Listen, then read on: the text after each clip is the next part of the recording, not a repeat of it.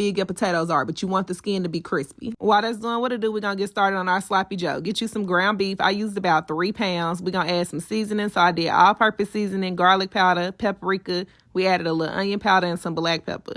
Now we're going to brown the meat. Once your meat gets brown, go ahead, drain the oil off of it, baby. Add your bell peppers and onions on top, and then you're going to add a full can of tomato sauce. Now we're going to add about 2 tablespoons of tomato paste, and I like to add barbecue sauce in mine. You can use the barbecue sauce of your choice. I had sweet and spicy, so that's what we're going to use today. I ended up adding more barbecue sauce. That wasn't enough. You want to add about 2 or 3 times that amount.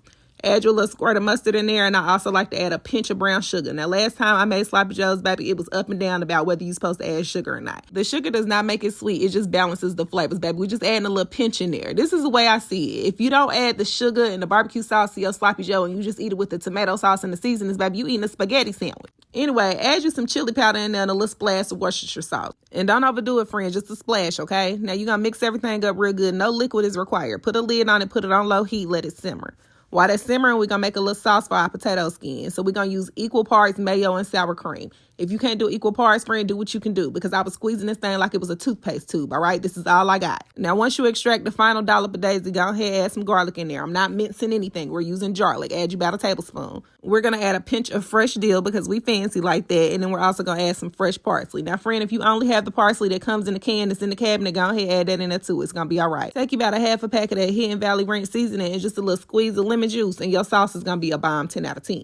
Now, we got to go ahead and assemble our sandwiches, baby, so we're going to get some butter and some bread. Put that butter all over your big body Ben's griddle and then get your bread. I'm using a regular brioche sandwich bread because we don't have any hamburger buns and we're not going back to the store. You see how this bread tied in a knot? I want to be one of them people where they put the little turny thing back on the bread after they get done using it, but I'm just not that grown up yet. Tell me, do y'all tie y'all bread in a knot? Do you just spin it around in a circle and fold it over, or do you actually take the twist tie and put it back on there? Don't lie to me either, friend, because I know you don't. Anyway, baby, we finna line this up like we'll do some grilled cheese sandwiches. So we got our bread buttered on each side, and then we're going to go ahead and check on our meat sauce. Once it looks like this, we can go ahead and start putting it down on our Texas toast. You want to skip a piece because that's going to be the top for the other sandwich.